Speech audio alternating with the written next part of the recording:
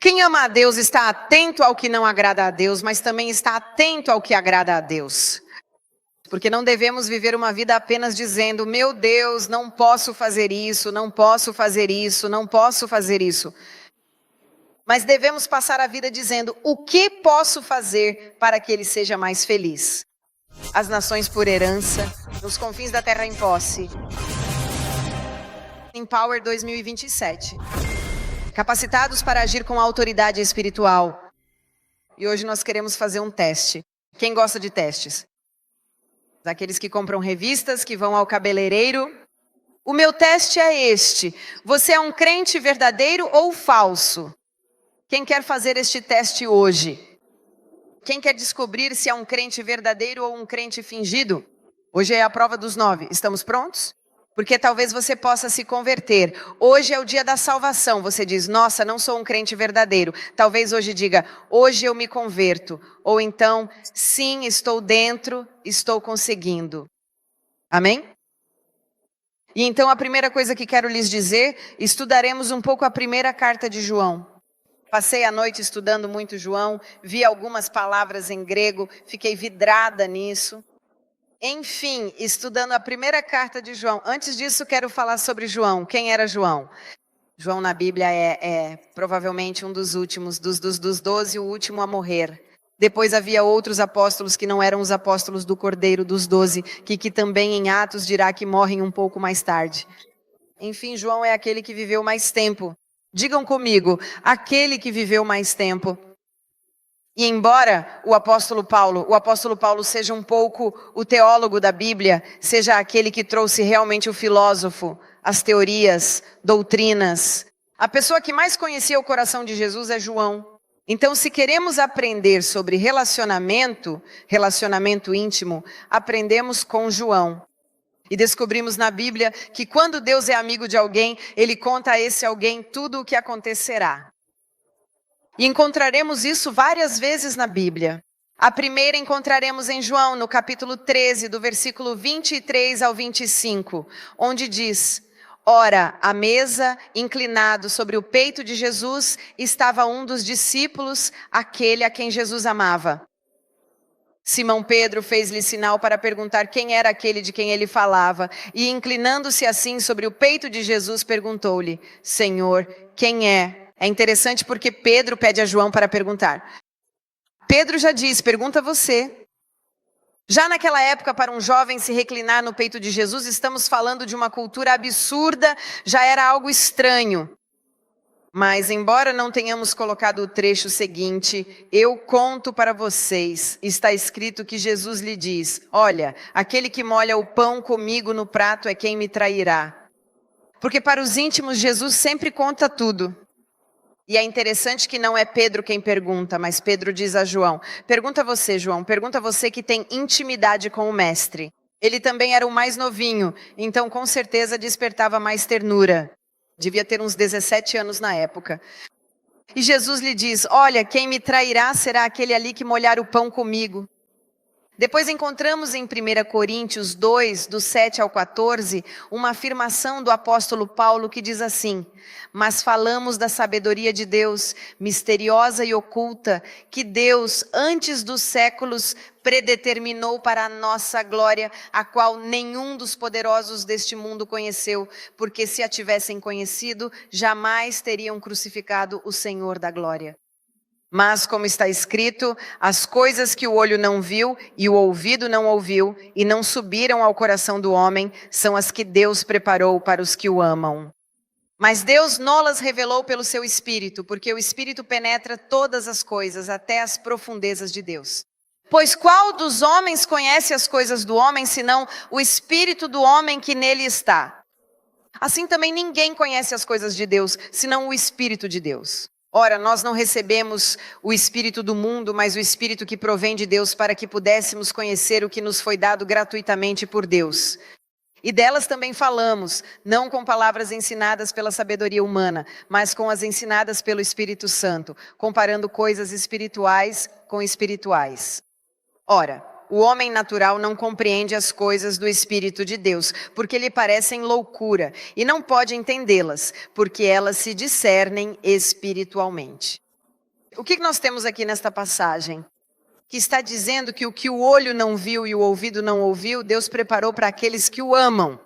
Veremos na Bíblia que sempre que Deus tem um relacionamento especial com alguém, Ele revela. E aqui está dizendo, o homem natural não pode entender as coisas de Deus. Quem é o homem natural? É o homem sem Deus, é o homem que não conhece Jesus. Está dizendo que uma pessoa sem o Espírito de Deus não conhece as coisas de Deus. O homem natural é um não crente. Quem já tentou falar com um não crente sobre algo e ele não entende nada? Mesmo que você esteja falando de algo que Deus transformou na sua vida, etc., parece que ele não compreende. Está dizendo apenas sobre as coisas de Deus, mas está dizendo que para aqueles que, ao contrário, conhecem a Deus e que o amam, digam comigo, que o amam, Deus conta os seus segredos. Encontraremos outra passagem em Gênesis 18:17, onde diz, o Senhor disse, deveria eu esconder de Abraão o que estou para fazer? Deus estava prestes a destruir Sodoma e Gomorra, quem se lembra disso? E ele disse, não, eu não posso esconder de Abraão o que estou para fazer. Eu devo contar a Abraão. Abraão era conhecido como amigo de Deus. Digam comigo, amigos de Deus. Quando ele tem um amigo, ele conta. A Moisés, por exemplo, ele diz a Moisés, olha este povo, para mim chega, eu salvo você, destruo eles. Eles continuam fazendo tudo o que eu digo para não fazerem. E Moisés aconselha a Deus. Quem lembra dessa passagem? Ou seja, Moisés chega e diz, ora Senhor, o Senhor se queima assim, vão pensar que nos salvou para nos matar. Não faça isso. E a Bíblia diz que Deus ouve o conselho de Moisés. Eu adoro essa passagem, porque isso traz Deus para essa dimensão de amizade, para essa dimensão do coração. Ele não é Deus, ele é Deus. A Bíblia diz que ele falava com Moisés como um homem fala com outro, tipo face a face. Diga Moisés, o que você acha? Senhor, eu não destruiria este povo, não pega bem para o Senhor, hein? Fica mal na foto. A Bíblia diz, tudo bem, Deus ouve Moisés e diz, está bem, farei como você diz. Eu adoro. Mas vejam que várias vezes encontraremos que ele conta as coisas para os seus amigos. Digam comigo, conta as coisas. Então, quando falamos do apóstolo João, devemos imaginar que ele era alguém íntimo. Se você quer aprender intimidade, a intimidade aprendemos com João, a doutrina, né, a filosofia, as diretrizes doutrinárias, certamente com o apóstolo Paulo. Mas o coração, de fato, ele é conhecido como o apóstolo do amor, porque era alguém próximo de Jesus, alguém que não tinha medo de perguntar a Jesus até algo que ele não estava dizendo a ninguém. Veja que Pedro diz, pergunta você a ele. Pedro não quis perguntar, pergunta você. E ele carinhosamente, olha como perguntou. Não é que ele disse, sabe Jesus, ele se aproxima de Jesus, encosta a cabeça no peito de Jesus e diz, escuta, quem é que vai te trair? Como Jesus poderia resistir à tamanha ternura de um jovem que queria tanto saber quem o trairia, sabendo, não posso ser eu te amo demais para te trair. E esse rapaz aqui, que depois se torna um apóstolo, escreve esta carta da qual quero tirar alguns pontos para descobrir se somos crentes verdadeiros ou falsos. Prontos? Enquanto isso, é fundamental que você compreenda que ele está compartilhando um conselho valioso e muito importante para a sua situação atual. É o primeiro capítulo desta carta começa com algo muito bonito que diz, o que os nossos olhos viram, o que as nossas mãos tocaram, aquilo que nós vivemos, é isso que nós contamos, ou seja, o verbo da vida. Ele está dizendo que o nosso testemunho, aquilo que contaremos aos outros não é o que lemos nos livros, que o nosso testemunho não é o que estudamos. Com certeza é importante estudar, eu acredito nisso, escrevi vários livros para que possamos estudar, mas ele está dizendo que o que realmente é o nosso testemunho, testemunhar também se usa em linguagem jurídica como para dizer, é algo que vejo. Eu não posso testemunhar uma filosofia, eu não posso testemunhar uma teoria, eu não posso testemunhar uma doutrina ou um conceito, eu posso testemunhar o que vi, o que toquei e o que ouvi. E ele diz, o que você viu, o que você tocou e o que você ouviu, é isso que você deve contar. Então já ele já começa dizendo que a maneira de contar a fé não é filosofando sobre as coisas da fé. Amém? Quem está me entendendo? Não é filosofando. Não, mas na minha opinião não, mas porque Darwin? Não. Está dizendo, a maneira de contar a sua fé é aquilo que você vive. O que quer dizer que se você não vive com Deus, não terá nada para contar. É por isso que as pessoas não são convencidas pela doutrina. As pessoas são convencidas pelo Espírito Santo que age através da sua história. Amém? E então, quando é possível para você, é possível para os outros. Por isso que quando alguém diz, eu fui curado, isso gera fé para aqueles que querem ser curados, porque dizem, se aconteceu com um ser humano como você, que erra como você, como eu, pode acontecer comigo também. Então ele já começa a carta dizendo, conte o que você viu, conte o que você tocou, conte o que você ouviu, já dizendo que uma verdadeira testemunha de Cristo é alguém que vive com Ele. Quem pode contar melhor do que a pessoa que vive ao seu lado sobre você? Eu posso olhar e dizer, mas que fofo, que pessoa gentil, seu marido. E você faz assim. Claro, porque você não viveu com ele no café da manhã, que ele me matou só porque eu lhe disse duas coisas. Só quem vive perto sabe realmente quem é a pessoa. Amém? Só quem está ali todo dia, só quem tem uma relação um pouco mais íntima, só quem conhece o coração pode realmente contar. Por isso, falar de Jesus quando se vive com Jesus tem um poder completamente diferente de alguém que leu sobre Jesus nos livros. Amém? E este apóstolo entra, agora entramos no texto, e nos dá alguns conselhos. Estão prontos para os conselhos? Diz assim, 1 João no capítulo 2, então o 1 diz assim, o 2. E diz assim, meus filhinhos, ele agora é adulto, não é mais o garoto que encostou a cabeça no peito de Jesus e diz, meus filhinhos, já como adulto, escrevo-vos estas coisas para que não pequeis. Então ele está dizendo, esta carta é para ajudar vocês a não pecarem. Então qual é o propósito desta carta? Escrevo-vos esta carta para ajudar vocês a não pecarem. Quem ainda peca? Só existem, todos os outros irão direto para o céu, são santíssimos, mas nós temos um advogado junto ao Pai, que é justo e bom para perdoar os nossos pecados. Quem sabe continuaremos errando e em certo ponto Deus nos leva embora, provavelmente quando chegarmos lá. Porque sozinhos, mesmo tendo a Cristo, nós não perseveramos no pecado. Digam como é diferente pecar e perseverar no pecado. Amém?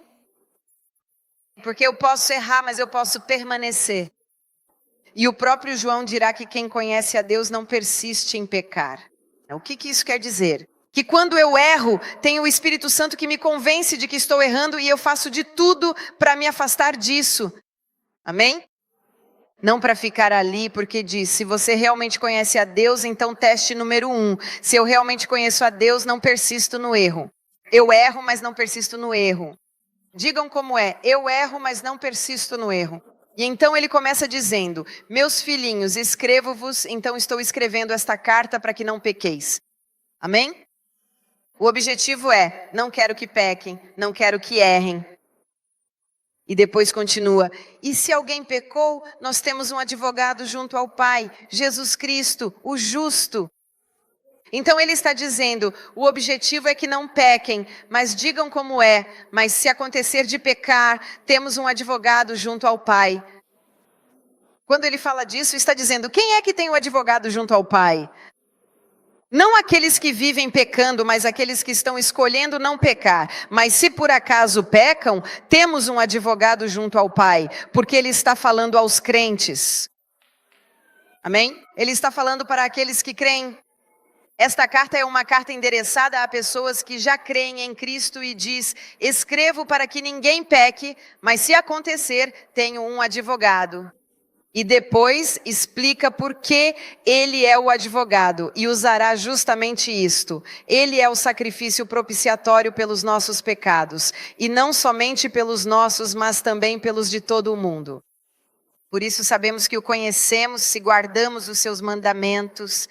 Então vamos parar por aqui. Então diz, se por acaso você errar, eu tenho um advogado.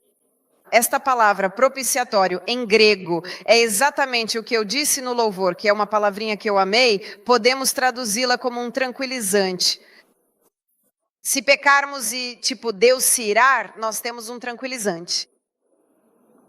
E temos Jesus que com toda a sua ternura tranquiliza o Pai dizendo, não se preocupe, meu Pai.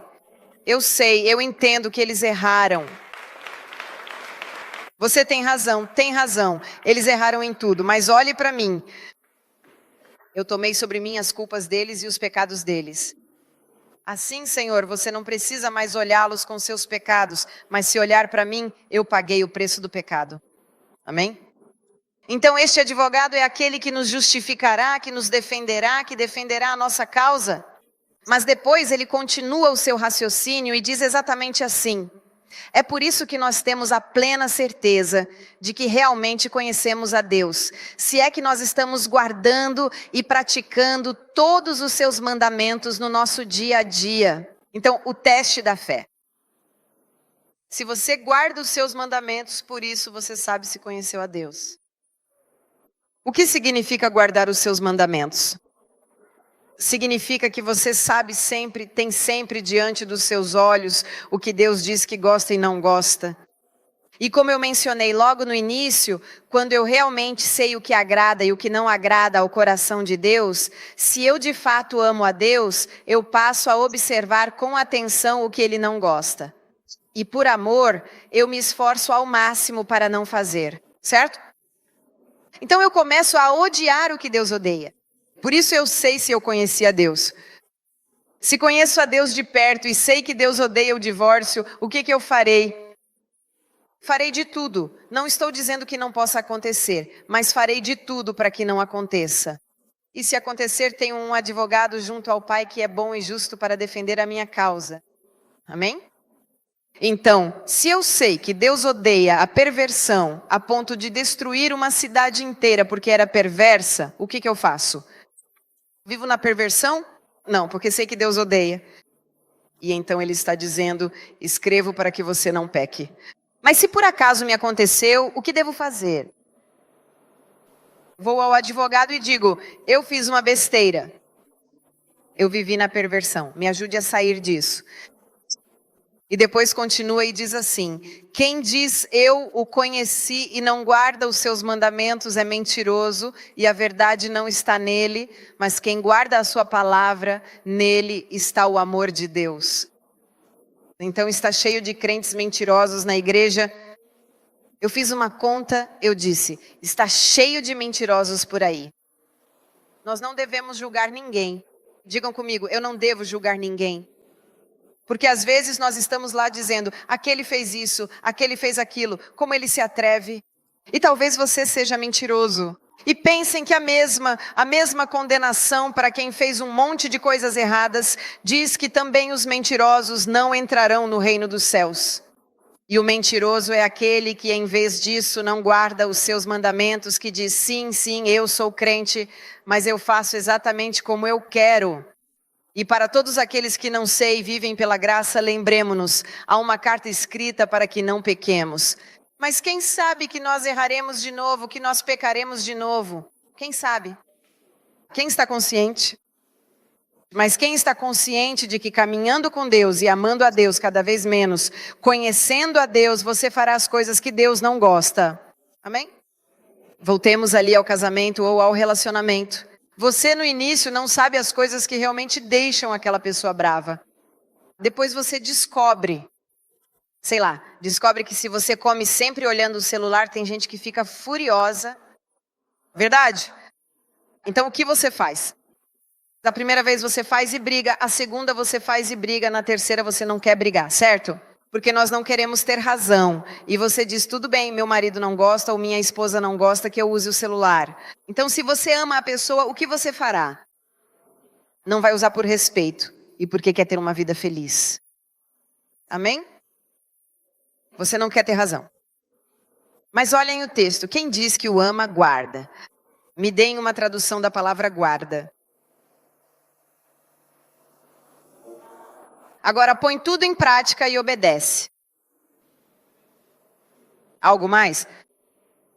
Fica atento. Então está dizendo, quem ama a Deus, agora faça sua autoanálise. Quem ama a Deus fica atento ao que Deus não gosta, mas fica atento também ao que Deus gosta. Porque nós não devemos viver uma vida só dizendo, meu Deus, não posso fazer isso, não posso fazer isso, não posso fazer isso. Mas N3As devemos passar a vida dizendo, o que eu posso fazer para que ele seja mais feliz? Quando você 3 ama algo 3M, você 3ND3eiro passa o tempo pensando, o que eu semi-3 devo fazer para que ela ou ele neniceiro se irrite? Mas quando ama de verdade, passa o tempo pensando, o que eu posso fazer para fazer 3lo ou fazer 3la feliz? M3M. Entre 3O, quando você 3 ama algo 3M, você 3 estuda aquela pessoa. Digam comigo, quando amo algo 3, eu estudo aquela pessoa. Lembremos-nos sempre de que quando você ama alguém de verdade, você se esforça e estuda constantemente para tentar agradar essa pessoa. Entende? Em 3, eu sei que meu filho vem para casa, vem neste domingo, sei que ele adora aquela comida X que eu faço o risoto com morangos. Eu, quando ele vier, o que eu faço? Eu, a mãe 3, vou para o Brasil, parto, estamos partindo com um grupo que partiu esta manhã 3 para Amasquarnia, em Mistril. E eu parto a mãe 3 e J3 sai minha M3, todas as vezes que eu chego, mesmo que eu diga M3, estou de dieta, eu encontro todas as coisas, o pudim que eu gosto. De 3, eu sou de ter que comer 200 doces. Por que 3? Porque ela pensa, minha filha é ST3 chegando e faz literalmente tudo o que eu gosto em um sétnico dia, porque 3 vezes eu passo. Tipo, amanhã 3 eu passarei na casa dela S3 uma noite e depois parto no dia seguinte. Mas S3 a ideia, J3 tenho que ligar. M3 Nesreuiaru Faceta nada. Porque J3 sei que ela J3 STT3 se programando sobre quantos pudins vai me fazer. Por que 3? Porque ela sabe que eu, ni terceiro 3 que ela esteja pensando, minha filha é ST3 vindo, o que 3 que ela ni terceiro gosta para eu, ni terceiro fazer, mas ST3 pensando do que ela gosta para que eu possa emitir-la de um modo concreto. M3M? Quando você 3 crente, você 3 neteiro, passa a vida pensando no que Deus neteiro gosta. Você 3 passa a vida pensando o que agrada a Deus para que eu possa honrar 3lo, para que eu possa bendizer 3lo. O que agrada? Deus gosta que eu passe tempo com Ele, eu farei de tudo para ter o melhor tempo do meu dia com Deus.